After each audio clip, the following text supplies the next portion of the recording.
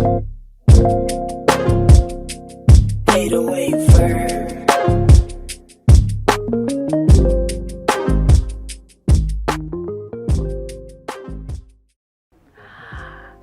everyone and welcome. It's a pleasure and an honor for me to serve as your host for these 5 days of festivities.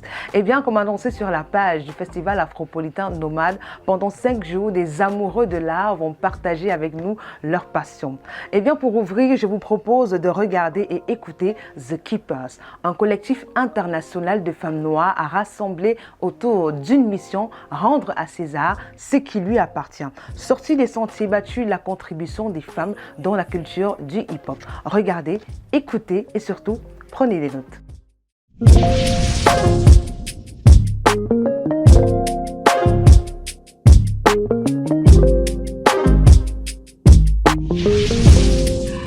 So, good morning, AZMERA. Good morning, AKUA. I just want to welcome you to the AFROPOLITAIN NOMADE Festival number 7. This is a virtual edition, because of the COVID and everything about the pandemic. We have to go virtual this year, but that won't stop us about, speaking about real things. And I know the keepers are real. So I just want to welcome you. And first of all, say a big thank you for taking the time, positive energy, and yourself into that conversation today.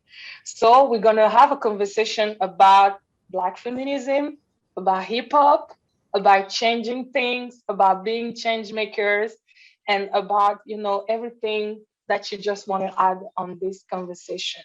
So let's start by, introducing yourself. So I'm going to start with you, AZMERA. So who is AZMERA? Wow. Every time that question comes, I'm like, who am I? Today I'm new. I'm someone different than I was yesterday or even 10 minutes ago. But somehow, some way, I continue to come back to I am a mirror holder, an energy molder is what I'll say. I'm an empath at heart and spirit. And I came into writing poetry when I was young. About 4 years old, my mom sent me my first poem that I wrote and painted to her. And I started capoeira around that age too. So my foundation is in movement, in capoeira and poetry, something I call capoetics. And I started with spoken word almost 8 years ago now, capoeira now 15 years, consistently, on and off as I'm doing the dance of education and just keeping my spirit alive. But I would say at my core, I'm a capoeirista, I'm a poet. I love to just flow when I can, and that's it. I grew up in Kea'au, Hawaii. It's a small town on the Big Island of Hawaii. Not many people know where it is or where it's from. I grew up, according to the U.S. Census, I grew up in poverty because I was on free and reduced lunch programs.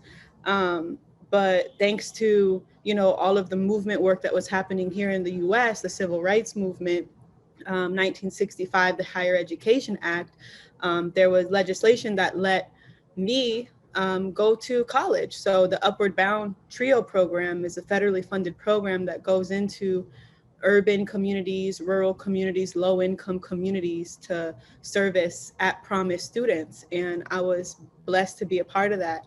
So I basically made my way to the University of Southern California after leaving Hawaii.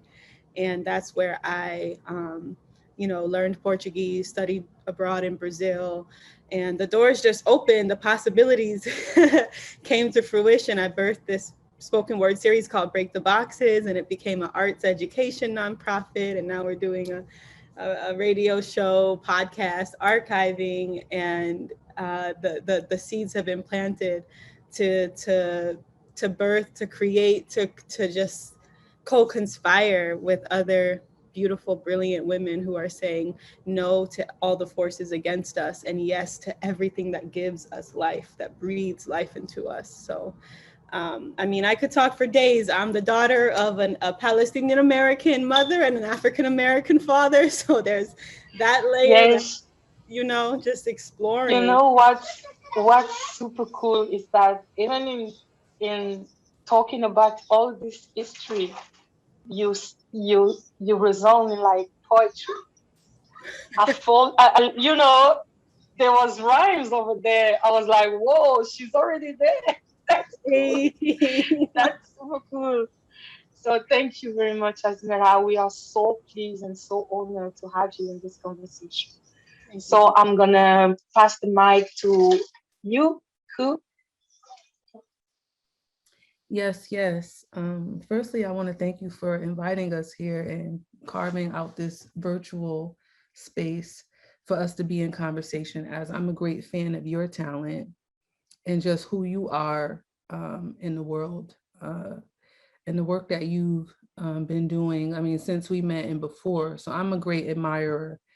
And folks need to recognize that this sister here is a brilliant artist, phenomenal vocalist, who is blending traditions and from along this across space and time, and making these worlds legible to us, some of us who've been lost in the West, through languages and imagery, you know, and through sound, in beautiful and delicious, luscious ways.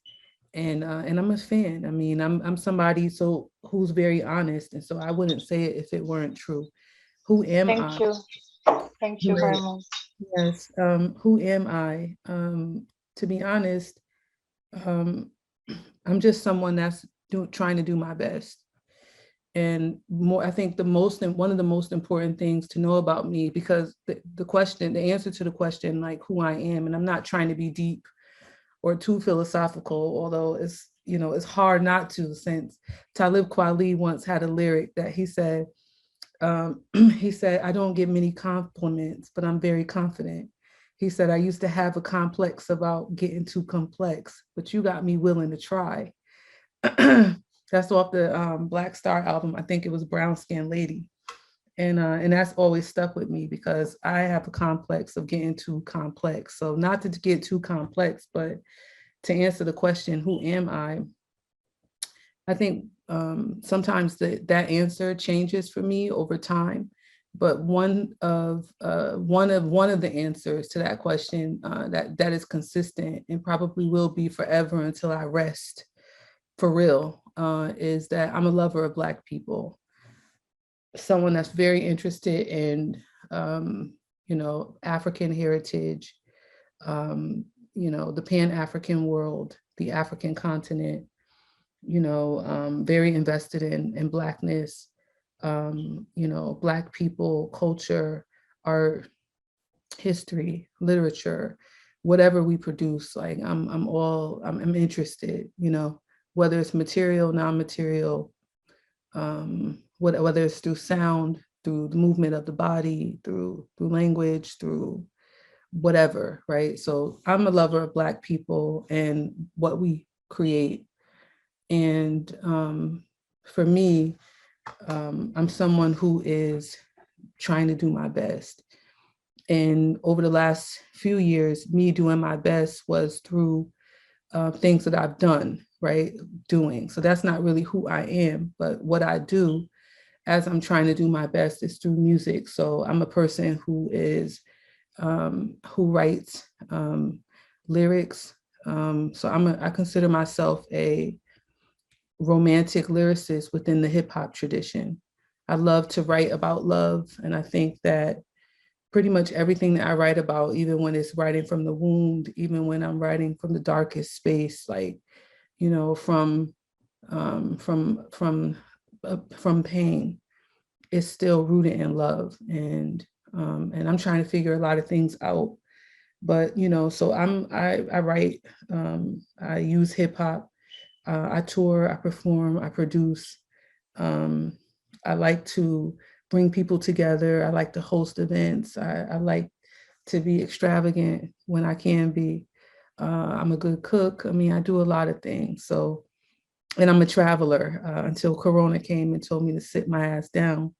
But you know, I guess that's my answer to the question today.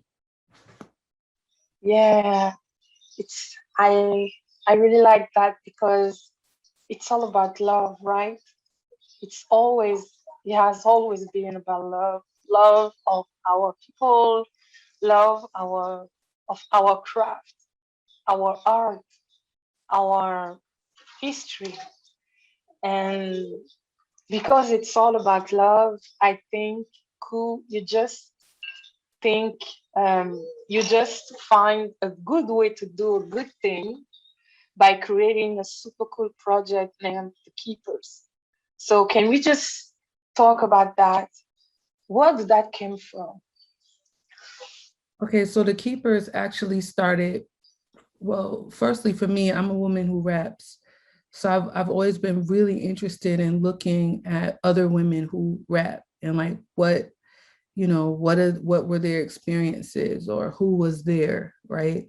So for me as a touring performing artist, like whenever I would go somewhere and I would see that it was another sister on the bill who, you know, I would, you know, try to make sure that I could see her show, that I could support, sometimes get in conversation to just understand how this was showing up for her.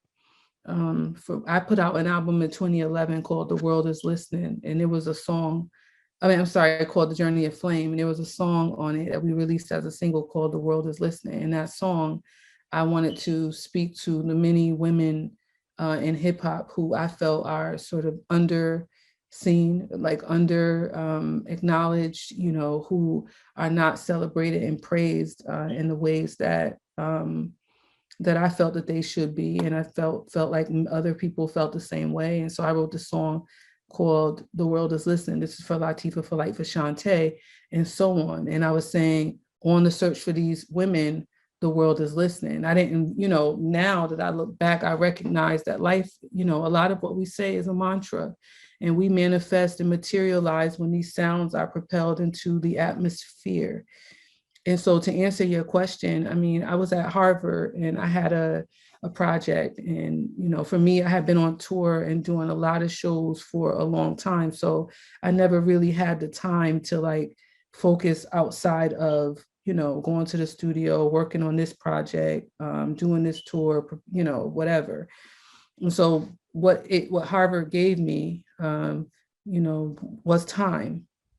So I had like a year to like focus on something else if I chose to. And for me, it was very clear that it had to do with looking at women in hip hop. And so I started to build what ultimately will be a database. So basically I kind of like created or invented this database where I was trying to build a master list of women's rap recordings within the United States and Canada. It's important to say first where I was looking. And as I was building this list, you know, I started finding all of these recordings. I think that I know some things about hip hop. Of course, there are people who know more, you know, and I would talk to people who knew more and they would be baffled, like, wow, who is this? Where'd you find that? And so that kind of, you know, made it so that like I couldn't rest. Now I was on the search. So I started, you know, pulling this thing together, imagining, drawing out ideas, drafts, what it could look like. And through several conversations over time with some people who, you know, I trust, like Bakari Kitwana, like Trisha Rose, I started to think about how I might be able to build this into a resource that could educate the public and also could, you know, pull together in one place a lot of scattered sort of material, information and resources, and what if it were available to the public for free? So for the last probably 3.5 years, I have been trying to find support for this project. And so that's how it started. I ended up going from Harvard to Brown University, working on another project. And then in my free time, you know, outside of recording and touring, I would still, this is a passion project. Like my heart was very much tied to this project. And then what happened was COVID, the pandemic. So once the pandemic kind of forced me for the first time in my life to get still, I started thinking, you know, I'd be in conversation with AZMERA. Sometimes we talk, you know, just as artists or whatever. She wasn't that far from me. Or talking to other folks who were kind of like on the same wavelength about, you know, things that I cared about, which were related to women and hip hop. And then at some point I thought like, yo, if I'm at home forced to be still, sitting on my deck, building my garden, which I would never be doing if had it not been for Corona, then there are other artists who are at home, you know, struggling because of this pandemic and dealing with all of the, you know, whatever that pandemic brought for them.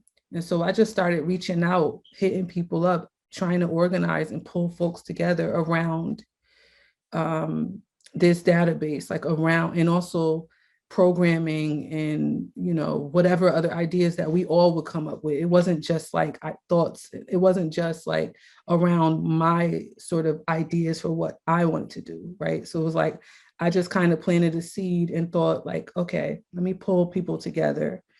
And part of it was around this archive or this database that I wanted to build and that now we are still building.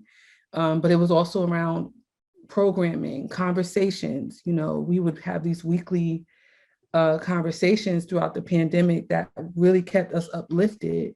So it was like building this sort of community of people all over the world that were in these regular conversations that felt really good to us. And that's pretty much how the collective started. And it's been, what, now a year?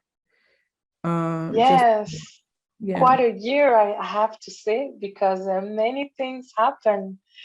And actually, AZMERA, I'm going to turn back to you and ask you, after all Ku just said, what inspired you to join the collective? What was your main inspiration to say, okay, I just want to co-fund this, because you're co-founder with AKUA on this? And what just let you know, I just want to be part of this movement, this big movement? Yeah, I mean, it's I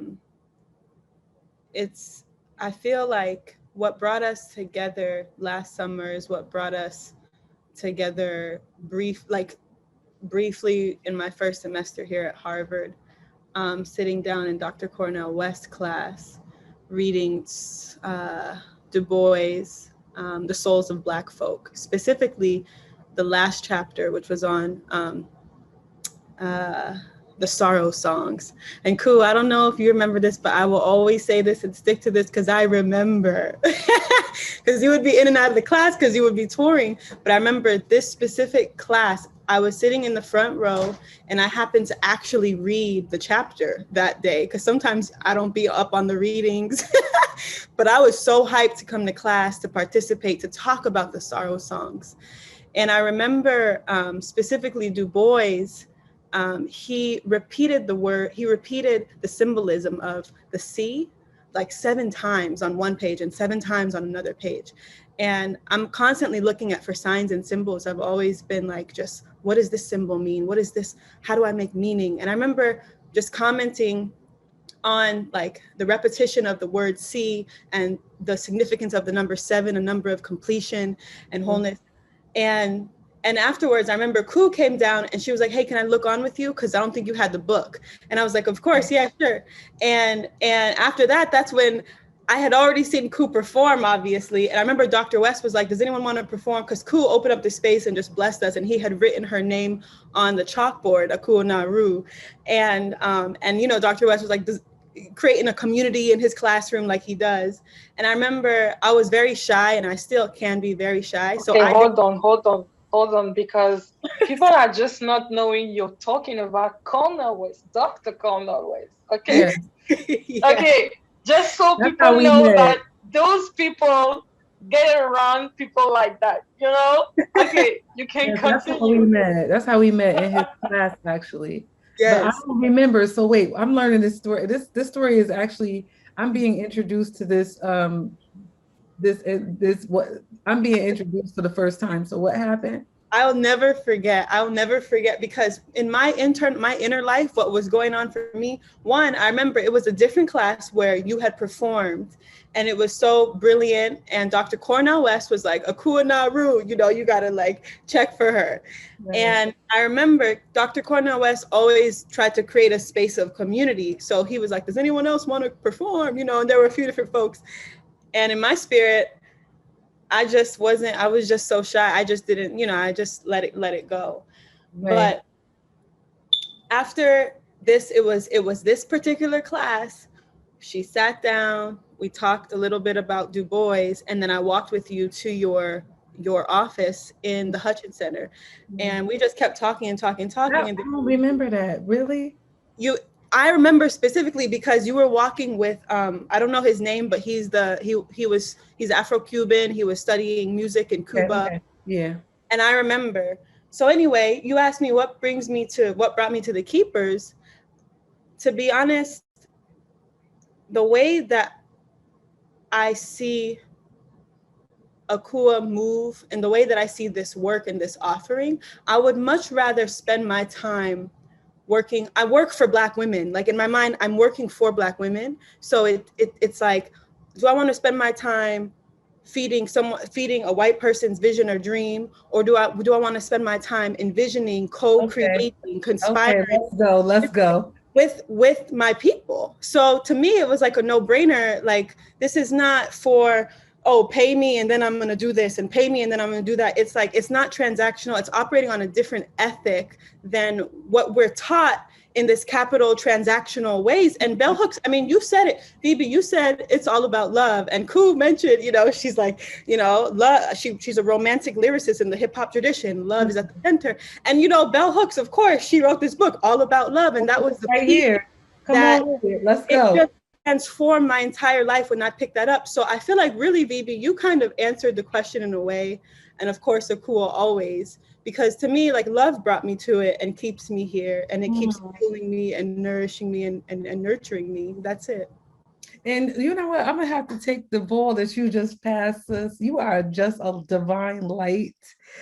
I don't remember that story. That's not how I remember it. But I'm gonna hold you to what you're saying. I'm sure it's true. That's not how I recall. But you know, the thing is, I reached out to Vivi because I was like, sis, I need her to come on board with us, because again, like I said when we started, like it's love that drives. Love is like the battery that powers this whole thing. And without it, what's the point? I always say, like, what is it that I say? Like, what's the next level, or what's the point? Yeah. You know what I mean? Like, I always say, like, what's the next level? What's the point? Like, I think that a lot of this project is fueled by, you know, people who genuinely do love and appreciate each other. So for example, on a Sunday, it's easy for me to jump on this call and be in conversation because these are women that I appreciate, y'all, you know what I mean, who are talented and who are committed to something I'm very deeply braided into. And that's a beautiful thing. You know, I think that's one of the things that the Keepers as a collective, as it was formed and as it started to grow over the last summer, it was like, you know, a reminder that I wasn't alone. Although we were in quarantine, we were kind of reaching out. We as Black people are a communal people. So now we're isolated and, you know, and even more sort of individualized and like forced into these sort of cold spaces, right? And also surrounded by fear, because there was a time in which we didn't even know how this virus operates. You know what I mean? Our community has been devastated by this thing. I mean, I know everyone that you know knows someone who lost someone, you know what I mean? Or someone who hasn't fully recovered. This is, you know, very in the artistic community. Like, what does it mean for us, for example, for working artists who could not or still cannot travel, who are afraid to now be in sort of spaces with large numbers of people. It changes the way that you think about interacting with people. Like, that's not life. And so here we built this sort of virtual way of congregating that, for me, it was obviously substantive in ways that sustained me through a very, very difficult time. Yes, this is really important because that's exactly why I just jumped in the keepers too, because the first time, cool, you just, you were talking about making something about Black women and hip hop. And actually, those are the main things in my life, Black women and hip hop. And I was like, okay, this is a perfect match for me. But the question I asked, where are African women? Right. And you said, bring them, sister. And after that, we just, keep on talking about the way to reach out to, people in the continent. And I think that you guys know that the continent, Africa, it's all about the pulse in my heart. It's always giving me life. And whenever I go, wherever I'm, talking to people or doing things, it's just all about where I come from. And I know that the reason why I'm so close to Ku and why I respect her, it's because she never disrespect that. She never disrespect that roots. Never. And she always cherished the fact that we are all one people, whenever we are abroad or in the continent. So that's why when you say, sis, you have to jump in, and I just say, okay, let's do that, and we have a great year together. And everybody was just looking forward to the next Friday, We were having meetings on Friday, and it was always that peaceful space, peaceful space, positive space, full of ideas, of brilliant women. And it's, we have to say thank you for that, because you all give us the opportunity to know each other. And the fact that I just, met a great poet and MC like AZMERA, I was like, whoa, blowing my mind, So I think for me, the Keepers, it is more than a project. I think it's a community going, across all the borders, across continents, and across all types of women, all types of feeling, all types of, lifestyles. I live in Canada. It's always cold here. You guys are in the US. We were speaking to some sisters in Europe, in Belgium. We were speaking to sisters in Senegal, in Togo, in Ghana. So it's all about that network, and all kinds of lifestyles. So that's why the Keepers for me are so important. So let's talk about hip hop. You are MCs, hip hop artists, poets. What's the meaning of Black feminism in hip hop for you? How that matches.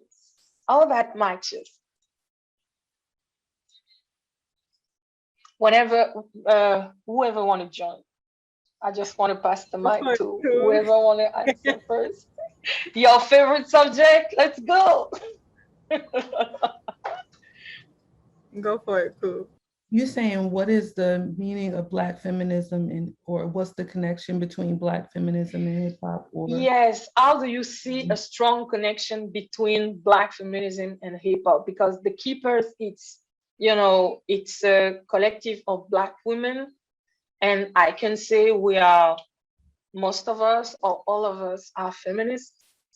and we have a strong connection with hip hop or poetry or urban music, or everything that's connected to that kind of music. Because in my music too, I use hip hop, I use rap, I use strong connection with hip hop. Do you think this is just comment ça en anglais? This is not like something that wasn't meant to be.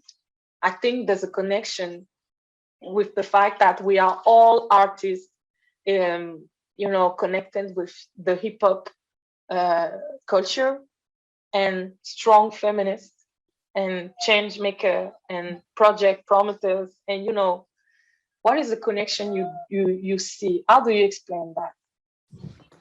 You mean for me personally, or how do I see it? Yes, for you personally. I mean, so this might be unpopular opinion, but for me to say feminist is not really my language. So I can't really call myself a feminist, but I understand what it means. And so I'm not against it, right? Like I've had people call my music Black feminist hip hop. And I wasn't like, oh, nah, that's not. Like technically, yes, okay. So for me, I just, but to use the language, what is it, like, how do I see with the connections that I make I just think for me, like if we go by Bell Hooks' definition of what a feminist is, and feminism is for everybody, right? Someone that wants to put an end to sexism, sexist exploitation and violence, right? And all the other ways in which it's defined. Of course, that I'm in alignment with all of those things. And how I draw the connection is, it's just that I try to, I don't want to say I try to, but like, it's just certain things are important to me. And I'm very principled and and very consistent. And it comes out in pretty much how I think, how I speak, what I create, what I do. You know what I mean? And I would have to think about it when we talk about hip hop as a whole, because I feel like the question is very loaded. And I feel like the hip hop, there's so many different worlds. Like, are we talking about hip hop in the mainstream? We talking about us as so-called underground artists? You know what I mean? Like, and there are so many different ways in which I don't see this being modeled, right? I see this being violated, like this, these ways of thinking, like this school of thought. Like I see so much violence. I see so much, that works to like, that works against all of the brilliant work that so many Black women have paved for us. You know what I mean? I want to hear like what folks, what y'all have to say, and then I want to think about it a little bit more. I have something interesting to say, and I will let you jump after AZMERA, because it's interesting, because I don't like the word feminism either. I will explain why. I use it for the language, for people, just to know what we talk about. But after my master, I wanted to do a PhD in African studies, and with a concentration in Black feminism. And I went to a conference held by a man whose name is Lasconi. He's an academic who's trying to build a strong, connection with the real history of Africa. And he was having a conference about the fact that he's against Black feminism, and especially Afrofeminism. And I was like, that's interesting. Let me go there and, just see what I was about. And that lecture just changed my whole life. And I decided not to do a PhD in Black feminism, because he just said that in the Western world with white people, men and women are opposite. You know, it's like 1 and 0, plus and minus. It's always like black and white, always like opposite. That's why there's always a fight, because they are not people that can, you know, match together. And in the African tradition, men and women are complementary. So there is no fight, because everybody has a whole existence, a whole sense of what she is about to do, what he is about to do. And actually, it is the construction around colonialism that's just the structure of those, the fact that we as African are seeing men and women as complement, not opposites. And actually, when you think like that, there is no way to have feminism in Africa, because there is no fight. Actually, because men and women are complementary. And the reason why that lecture was interesting is because I told myself, this is so real, because women in the Western world, they are still fighting to have equal pay. They are still fighting to have equal justice in so many ways. And when you to come to Africa, for example, my mother, she never fought with my father to get money, because when my father was in front of his friends or so, she was just acting like she didn't, you know, rule nothing, but everybody knows that she ruled everything. That if my mother said no, there is no party, there is no home, there is nothing that, you know. And that reflection was so interesting, because I told myself, I think in Africa we have fights to do for women. That's definitely the case. But do we have to use the tools of Western feminism to get there? And why is that we have to call ourselves Afro-feminists based on something that's not, you know, relevant for our lifestyle? You know, my English is not super cool, but I hope that you just understand what I said. And I totally agree with you, Ku, about the way that myself, I don't usually call myself feminist. I call myself like a woman who like to empower other women whenever I get the tools to do that, you know. I mean, I think that there's a lot that I could say, because I understand what you're saying. Some of it, I would have to read what he is. I would have to read it for myself to really understand where he's coming from. Some of what he's saying, I get it, and it's like based off of what I just heard, there's a lot that I don't agree. Okay, je vais la faire sortir. But that, you know, because at the end of the day, and I do think, like, for where we are in the so-called West, I also do think that I'm not, you know, really qualified to talk to women who are on the continent about, you know what I mean, what it looks like, how it shows up, what that fight is like, what is feminist discourse for women in West Africa, for example. I would be really happy to be a part of the conversation, just listen and exchange, or just to listen and learn. You know what I mean? I'm not, and I think that there is a lot of it happens a lot that because a certain school of thought is coming from the United States or the UK or whatever, that other people now see that as a model and they want to use the same framework. A lot of times it's not going to work, because it's just a completely different basis, a completely different reference point. So I don't want to, based off of your sort of you referencing this scholar, I can't really speak for or against it. What I've heard, there's a lot of it that I don't agree with, but again, like, I would have to read it for myself to be like, okay, you know, this is exactly what I think. To really seriously push back, I'm not really equipped based on, you know what I mean, based on what I've heard. But I mean, the reality is that we do exist in a patriarchy, and that's very real. You know what I mean? And it shows, and for Black women, like it's very real. It can be measured. Like this is not just, you know, people just come in here with, you know, making up stuff and just to be oppositional. Like it's based on real, like empirical study, like evidence. You know what I mean? And this is across the board. And Totally agree. what did you want to say, AZMERA? Sorry, I saw you, like I felt like you wanted to jump in here.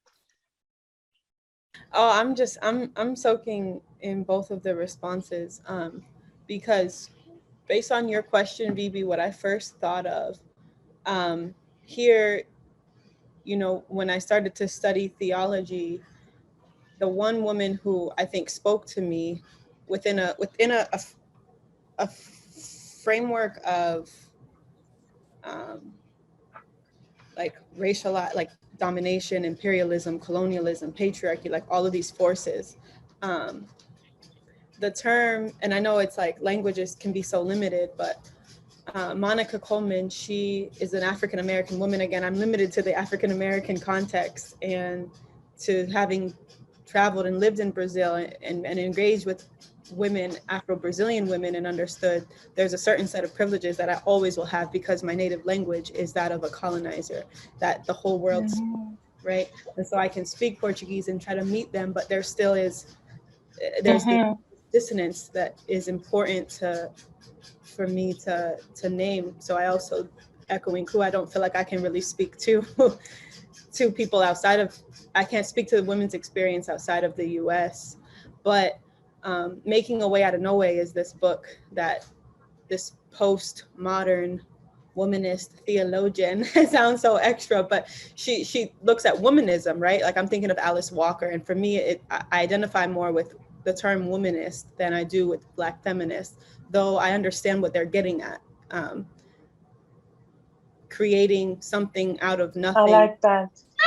That's more liberated, that we can, for me, imagine, co-create, like imagine a world outside of this particular white experiment. I just keep going back to that. Like, we know how decisions are made. Decisions are made in groups when we get together and we think and we chop it up. Like, so if there's a group of us women who are coming together, thinking, making decisions, what does it mean that we're forced to live in this particular world where we're imagining punitive justice? This was a bunch of white men who sat down at one point and said, we're going to base this society off of this British project, and we're going to recreate it, and we're going to force enslaved people to come and to build, and we're going to get rid of and ethnically cleanse the native indigenous people. And this is our idea of a society. And now the rich are getting wealthier, being evaded for tax equity, just booming.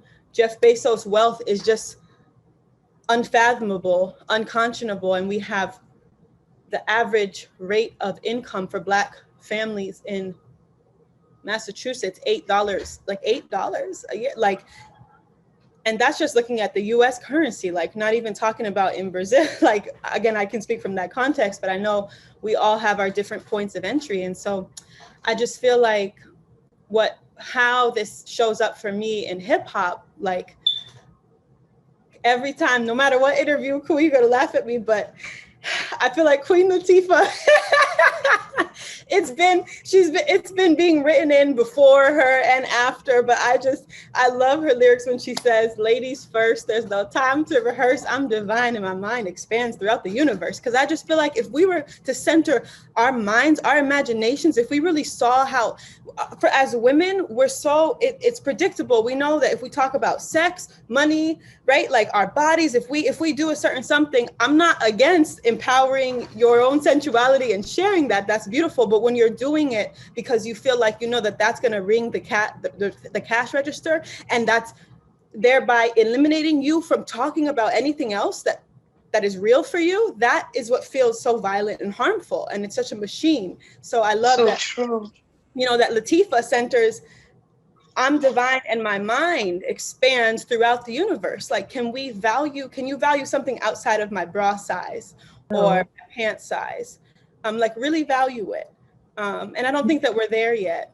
No. Even though there are a lot of us that are, hailing that, celebrating it, and I do think that women should have the right to occupy whatever space, should have the right to do it. You have the right to do it. For me as an artist, I mean, I go a little too far, so I'm gonna just say that, But what is too far though? Like, I don't agree with censorship, for example. Like, I think that people should be free to express, even in provocative ways, even in ways that maybe upset people. Like, I feel like you kind of have the right to do it. However, there are always consequences, and you have to be prepared for whatever that comes with it. You know what I mean? And we should be responsible, but a lot of people are not educated, and I'm not necessarily just talking about institutional education.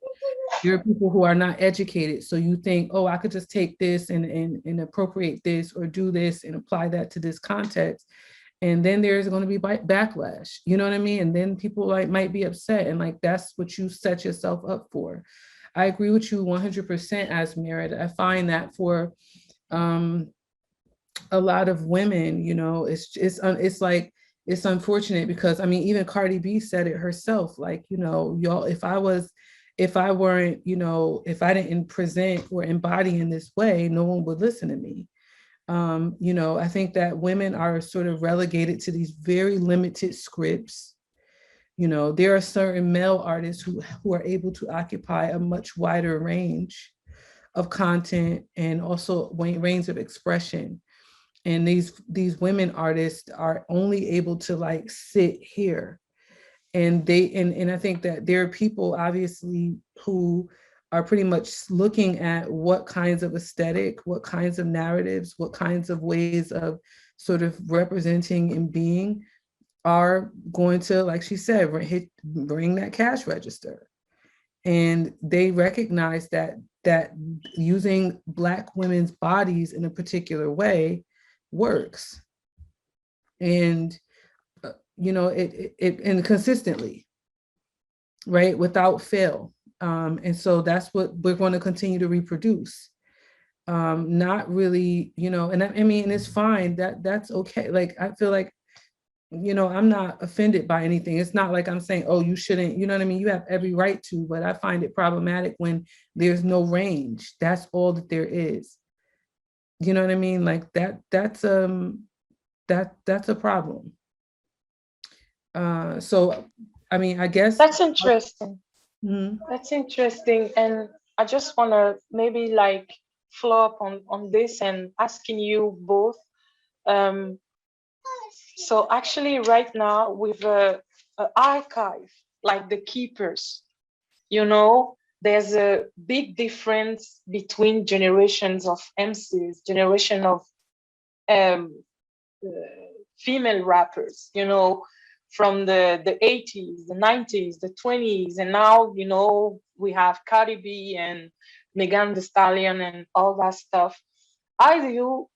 What do you think about that evolution? Do you think I think personally that they're using basically the same tools, to get themselves heard, but the representation has changed, a lot.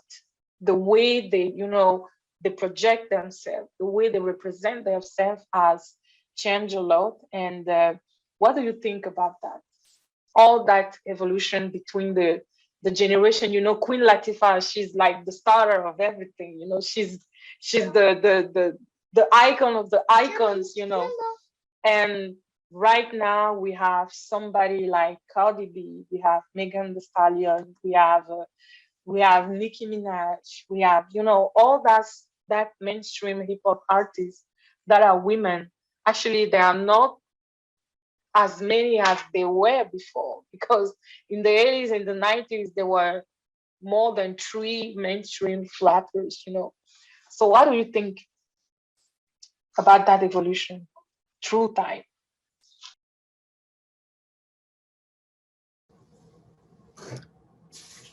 I feel like, this is like the belly of your research. I'm thinking of 1996, but go ahead. I'm not going to go off I'm not going to do too much. I think a lot of things about how you know, hip in terms of how women, you know, like how hip hop has developed with regards to like women artists, right? And I do think that, interestingly enough, like within the last 2 years, we've seen an explosion of women rappers come to the fore in ways that we haven't seen in the last 20 years. And I think that that's very interesting. But, you know, the thing is that this time where we're in, not just necessarily just hip hop, but there are a lot of factors that influence the culture. Black culture, you know what I mean? Like there's a lot of different strands that I think have an impact on the ways in which these artists represent themselves. And some of it has to do with social media. A lot of it has to do with the attention economy, social media, the changing sort of scope of the music industry, and how, for example, like the ways in which money was generated through record sales in the 90s, for example, just doesn't exist in the same way today. So taking it back to now, how the internet has been used to bring attention to certain artists, or even to sell music, or to even compromise the sale of music. What do I think? I think that on some level, from a narrative perspective, I'm not sure that the content is so extremely different on some level. Like there were artists in the late 80s and the early 90s who were raunchy. You know what I mean? Who talked about, I mean, if you look at, for example, on the wall here, it's like BWP. They had a record, they were called Bitches with Problems. And they had a song where it was like, yeah, we want your money. Fuck you think this is, we want money. And in the video, they had a brother coming out just cashed his paycheck and coming out the check cashing spot, and they rolled up on him and took his money and was like, yeah, you know what I'm saying? So I'm saying we could see that today and it'd be completely consistent with, you know, other imagery, other sort of ways of narration. And I don't think anyone would blink an eye. This was what, 30 years ago. I don't think that, so there is some, you know, so my point is that on one, like from a narrative perspective, there are moments that are consistent with what we've heard before, that are not really, really new. But then again, that was a moment, but those moments sat alongside other moments in which these artists were discussing other things about the community, about relationships, about sometimes just the party shit, nothing too deep, whatever, you know what I mean? There was a range, I think, and I think that's very interesting that today that range doesn't really exist. But then again, does it?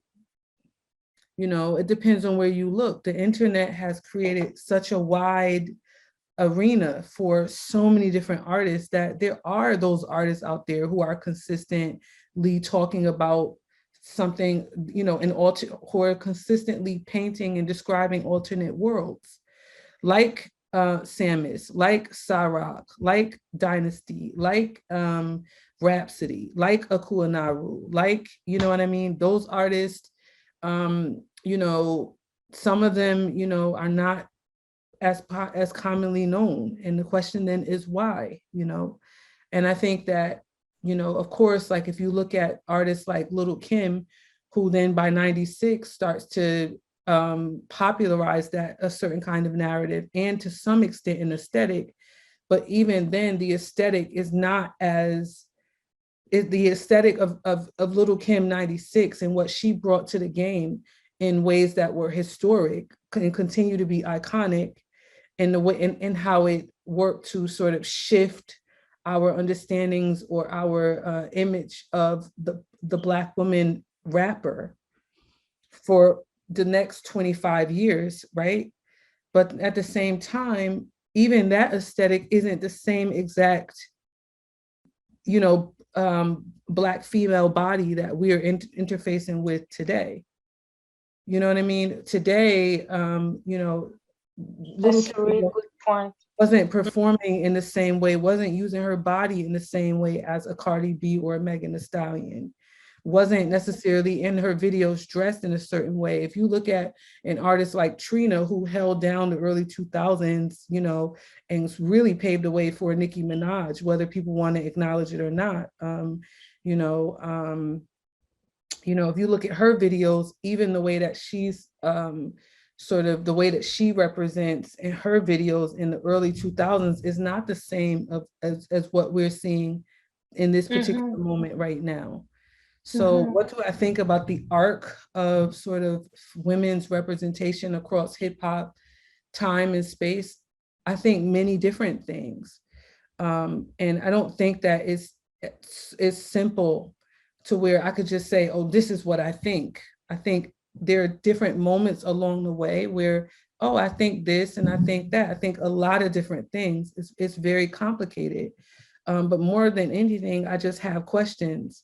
And that's what the archive is trying to do. Like, we're building an archive, which is a historic resource, which is a groundbreaking resource, which will allow us to look at women's work across time and to be able to answer some of these questions in more exact ways. Right now, just off the top of my head, I can't really say. All I can say is that I'm very interested in that in this last 50 years, almost 50 years, and I'm trying to create a resource that would allow me to look more closely so that I can, the next time this question is posed, I can point out exact moments and I can reference those moments and show you exactly where to look if you want to explore, further. I hope that that's the question. Yes, because that's why you're making the archive. And I wanted you to point it out. Yeah. Exactly. This is AZMERA, one of the reasons. I wanted to know what do you think? No, there's nothing. I'm not gonna try to add to that. That was great. That. I mean, I have like a few favorites and like some people who are in different moments, but I mean, in terms of the arc and the evolution, that we. I mean, I feel like I'm in like the 80s, 90s, like in terms of aesthetics and Moni Love, or before that, like Pebbly Poo. Like I'm interested in like the convening of, so, you know, looking at Cindy Campbell and her brother DJ Kool Herc, and how the world of hip hop knows about Kool Herc, but not everyone knows about Cindy, you know. And it's like, okay, I'm thinking more about, like just women's contributions. And I think that's what I love so much about this archive, because how you're envisioning and imagining these moments that ultimately you may be able to distill or to identify, to point to, is never without acknowledging the confluence of things that have contributed to. So it's like the public only sees perhaps like maybe, I don't know, like 2-3% of what goes into a production or a piece, right? We see the music videos, we see the interviews, and we'll see like the press.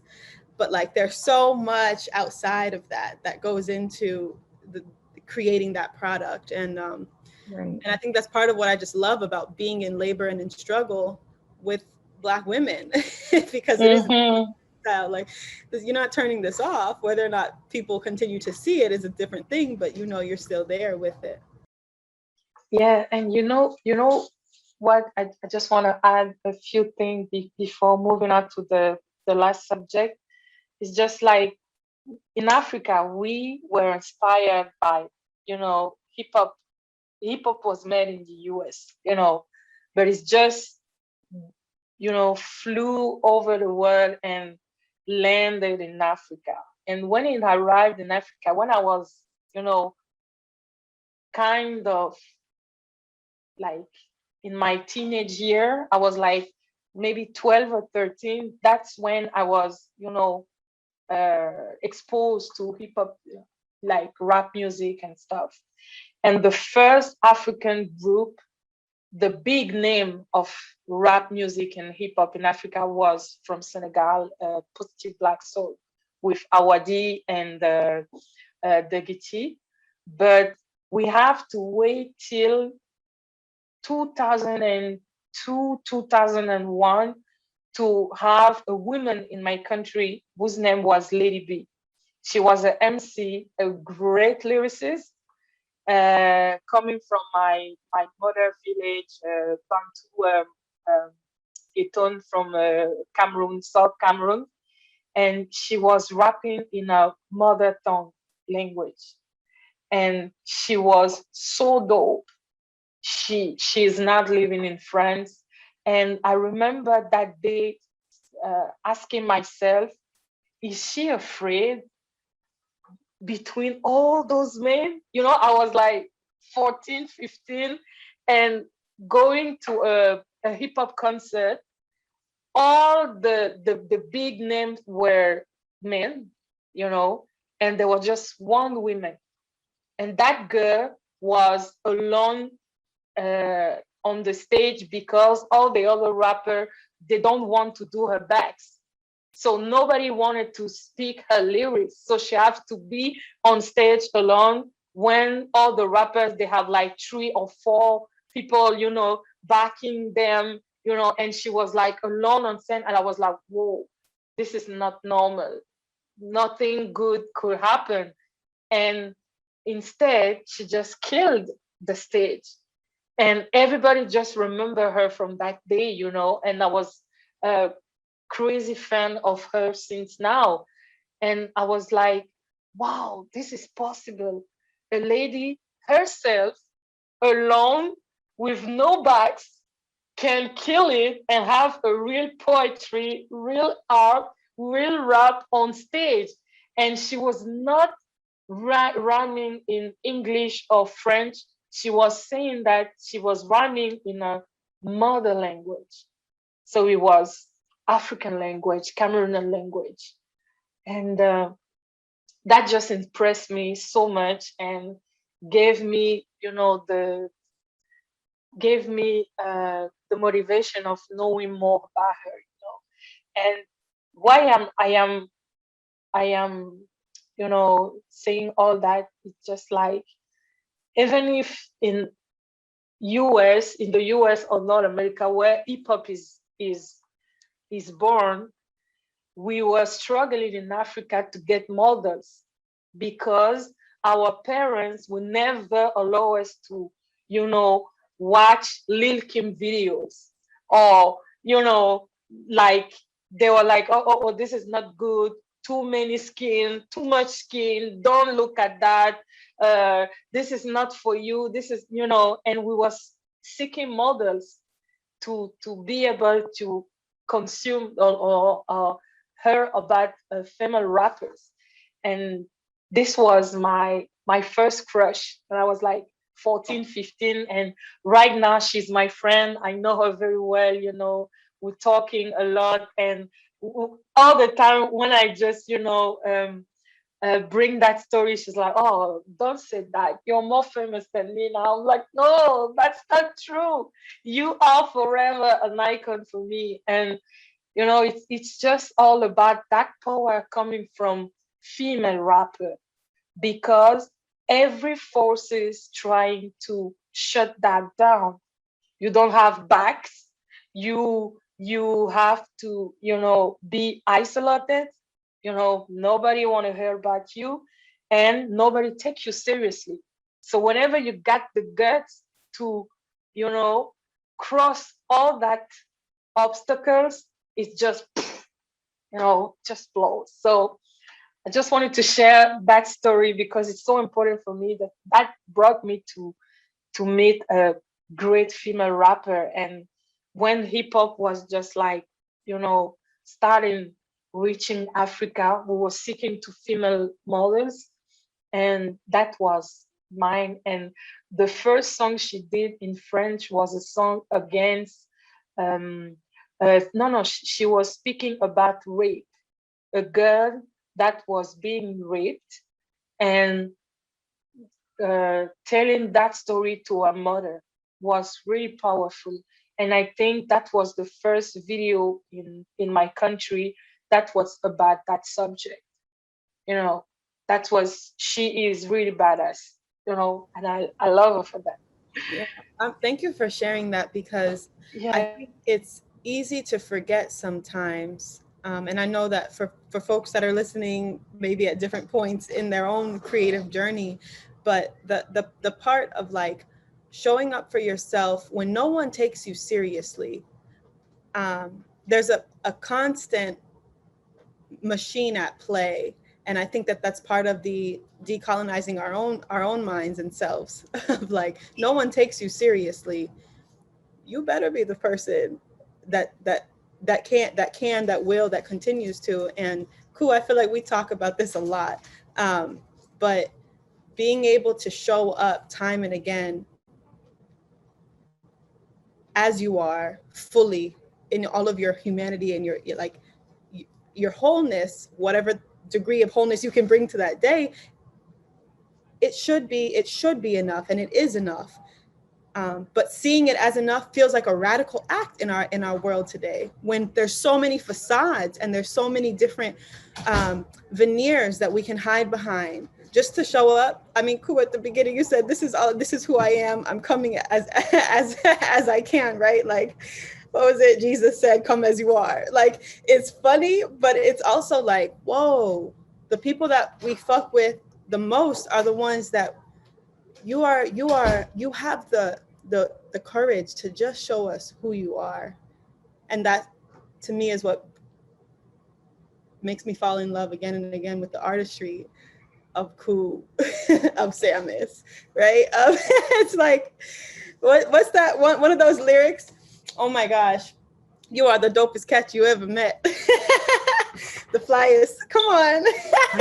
That's too old. I'm sorry. It's too old. But it's timeless. You. It's timeless, right? Like, yes. No, everything you're saying, sis. I mean, look, I've been performing for a long time and, traveling a lot.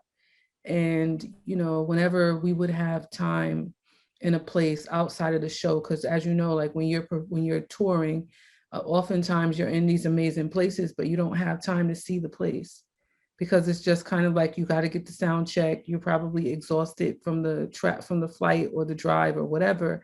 But there are times when I would get, have the opportunity to stay for a few days, and then I would host these like workshops where I would connect with people, local activists, and we would, host these meetings with women. Like I've done this time and time again, and throughout throughout Brazil, for example, we've done it in West Africa. I've done it in Kenya, in Zimbabwe, and other places, in Sudan, of course. And it's like, these were actually some of the best experiences for me, because it allowed me to just hear. I wasn't coming to be like, oh, let me teach people whatever, because what do I really have to teach? I just was coming to share and to learn what were my sisters telling me, what were their experiences. In Senegal, for example, the hip hop scene is so hard-bred, like they ready. It's a lot of women out there rhyming, graffiti writers, like dope MCs, like Awadi, like Amadou, like their scene is crazy. I mean, and like to the point where, what was it, just like a couple years ago, like they had such a strong political base that was going on in Dakar. Like, I mean, it was like, I mean, historic, how they've used hip hop to like mobilize, organize, radicalize, politicize. I say that just to say that, time before I go off the topic, time and time again, I've come across women and girls who would talk about how, they were interested in writing, or their hearts were reaching towards, the microphone. They wanted to rap, they wanted to sing, but they didn't feel supported. This wasn't just on the African continent. I mean, I've done these kinds of workshops or these meetings in Eastern Europe. I've done them across Europe. I mean, I've done them here in the United States. I've had conversations with people at a cookout where someone would have, or I'd be like at the mall and someone saw my show, in Lesotho, like wherever, South Africa, and they'd be like, yo, where do you get the courage? How are you able to just step forward? This is my experience, where I don't feel supported, especially within hip hop, but also sometimes just to sing, you know what I mean? Just to dance, just to come forward, you know, like there's a lot of resistance when it comes to women speaking, vocalizing, singing, rapping, performing, embodying their truth. You know what I mean? And so I don't know where we get the courage from. You know, some of us just do it. And for some of us, it's a higher price. For some of us, it's we're privileged to be able to channel this expression and put it out there. You know, there's no war, there's no risk, like there's nobody coming to my front door about what I performed, what I wrote, you know what I mean, what I described. But in some cases, it's to that, it's at that level, you know what I mean? And so I can't say for everybody, you know, that it's one thing. You know, we have to be careful of that, because there are a lot of instances in which we're not aware of the context and like, or the histories or the herstories or what's happening in certain places. And so, you know, yeah, I can just say that I've had that experience countless times in which I've engaged conversation with folks who talked about how, you know, for whatever reason they couldn't, or they felt blocked in their quest to express themselves, you know what I mean? So what you share, VB, is very important, you know, and I appreciate the story. Just hearing it brings me to so much. Thank you. And, you know, guys, you are so channeled with my mind, because you already answered the question, because I just asked the question. And the last question I was about to ask you, that you already answered, by the way, is what is your message to other girls who, you know, girls that can see you, me, us, like, you know, inspirations right now? Because sometimes when I go to Africa, and cool, you know that I always do something for women. I always do something for women or Black girls everywhere I go. And the question keeps coming, like you just said, where did you get the courage to face your family, to face the world, to face the society, to face the culture, to face the religion, to face everything, and just do what you always think is right? And my answer is just like, I do it like waking in the morning, facing everything, facing the sun, facing the day, facing everything, you know. And I think it's important for us to share, you know. I just want you to have a last word about that. What is your word to them, that girl, that woman somewhere in Africa, in the States, in Europe, everywhere, watching this or listening to us and saying, damn, I want to do something like that. I want to start something like the Keepers, or I want to join the Keepers, but I don't find the courage to face all the stuff I have to face, because I am just a woman. You know, just the fact that I'm a woman, I have to face all that stuff. So my word is like, you know, wake up in the morning and do as a tiny thing as you can. Even if it's a tiny thing bring you to another one. And after it accumulates, it's going to be a big thing someday. So find the courage to do a small thing whenever you can. That's my word. And maybe if we can, you know, have a last word about that. AZMERA, I don't know if you have something, or cool.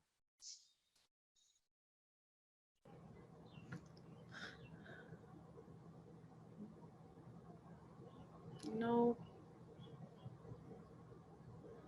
I feel like, cool, you touched on a really important point around privilege. There's different contexts. So in the US, I can say, you know, I would tell my students that I worked with in Oakland, I'm thinking of one student, Coco, who is a brilliant writer and rapper. Um, just make sure you're protecting a small piece of your day for you. preserve and protect that. No one else can touch it. Your lover, your mother, your brother, anyone. Like, just protect and preserve a small piece of your day for you. If it's, you know, for me, journaling. I would say if you're looking to cultivate that, I think that's something anyone anywhere can do in your language. You can find a piece of paper and a pencil, or have someone, you know, acquire that somehow and just write to yourself. That really, that saved me. Was it started all in my journals, and then it became a spoken word or a poem. So I would just say write to yourself first. Thank you. What beautiful. I agree. I think that, again, like I said, it has to do with privilege. It has to do with safety, or lack of safety, right? And I try to be careful with, you know, the whole one fits all like type of thing, like one phrase, one mantra, because I do recognize that for some people, even in this country, wherever, you know, they're not, whatever their truth is, sometimes the truth is too, you know, rubs people the wrong way. It cites things that, you know, may not be safe for us, or whatever the case may be. I mean, so it's hard to know what to say, but I guess what just popped in my mind is pretty much just sort of what you all have said. You know, I think to understand that what's in my mind, I own, right? And so, like, at the end of the day, like at the very minimum, like if my heart calls for me to express in a certain way, I think the first thing would be to make sure to try to work on accepting whatever that is, even when it's just within my own mind, even if it's just through memorization and me closing my eyes and remembering these lines and working on curating the person that lives in your head to be gentle, compassionate, kind, you know what I mean? To accept what comes and not be too judgmental, to be too critical, you know what I mean? And just to accept it and to fall deeply in love with that self. Because I was taking singing lessons a couple of years ago, and I recognized that so much of singing for me at that time, and I had to quit because I was like, I can't, my voice, no, But so much of it was about me learning to fall in love with my own voice. And I never got to that point as a singer. You know what I mean? And I think for somebody like VB, I can imagine you just belt out these beautiful notes, and you have to love it. You have to love the sound of your own voice. You say to yourself, wow, how beautiful was that? Before anyone else hears it. It doesn't leave your head. It's in, you know what I mean? And I feel the same way when I rhyme. It's like, oh, there's some rhymes to chant the way it's like a necklace, you know what I mean? It's like pearl after pearl after pearl after pearl. And it just feels so good on the tongue and on the lips. And it's like, yes, I did that. And I feel like protecting and preserving that sacred relationship with ourselves, to where even if you can't write it down, even if you can't, or if you're not comfortable with performing it before an audience, but first being in a space where you work towards falling in love with whatever it is that you create. And that's not easy to do, but you know, it's a journey.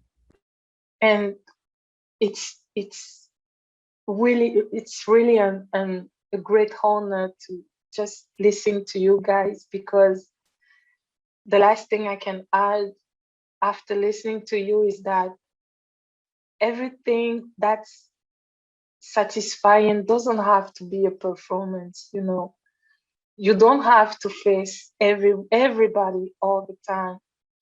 Sometimes you can just do big stuff, not nobody knows, just for you. And I think that comes with the privilege we just talked about. You know, everything shouldn't be a performance. At the end of the day, what is your own satisfaction with being who you are, and with the thing that you just love to do for you. And this is the first person to satisfy yourself before nobody else.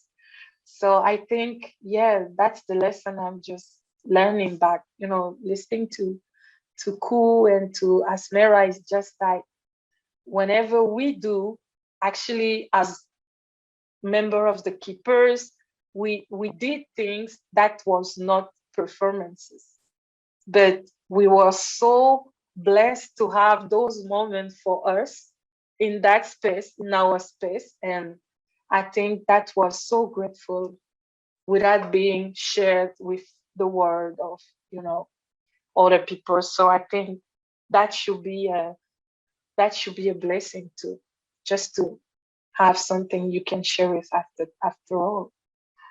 So guys, I don't want this to end. Actually, I really don't want this to end, but we are coming to the end of the time we just have, and I just want to let you know how much it has been a great moment, a great moment. And in the name of the Afropolitan Nomad Festival, I just want to say a big thank you for who you are as artists, as human beings, as women, and as, friends that I just get like family right now through this amazing project. And I was so pleased to have this conversation with you. So I just want people to know if they want to, reach out or know about the project, what they can do. Actually, we just put the website on the event, and the website will be on the website of the festival and the website of the keepers. I know there were a fundraising at some time. It's just it is on, or do people have, if people want to help, what they can do to reach out? Right now, people can go to followthekeepers.com. I'm sure we can attach that to some materials so that y'all can check it out. Followthekeepers.com. You can also go to Instagram at followthekeepers. On Twitter, we are at WeTheKeepers. And just check us out. AZMERA, can you hit us with your Instagram handle? Mine is AKUA NARU, so it's at AKUA NARU. It is at AZMERA Rhymes, AZMERA Rhymes. Wow. Thank you, sisters. That was great. Oh, are you still recording? Wish you. Yes, I'm recording. We're closing. Cut that part out, and then let's start that part over. Sorry. Okay. Yes, no problem. Do you have a last word, something you want to say before we just close the discussion? Something you want to add, a word, a sentence? I just want to say thank you. Thank you for the invitation. It's always a pleasure to see, for you to be a member of our collective and for us to be in support of the incredible work that you've been doing for years. This is number 7, right? And I remember one year we were in Senegal. I remember even before the pandemic, we were supposed to be in Côte d'Ivoire. That didn't work out. We were, this is right before the pandemic, and then you were talking about Rwanda, Kigali.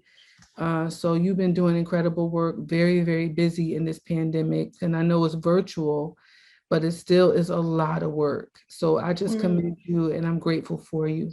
And I thank you. Thank you. Thank you. Cool. To echo that. Just gratitude for everything that you're doing and who you are, and for bringing us and inviting us to this space. I just feel lucky and honored. So thank you. Thank you, guys. So people, if you just want to have more information about AKUA NARU or AZMERA or the keepers, you just have to click on the information on all the materials, and be free to share the work, talk about it, share with your family, your friends, all the people all around the world. We want it to be universal, you know, because it's a great work and it's about cherishing, you know, the work of hip hop and strong women around the world. So thank you guys, and bless you. Bye.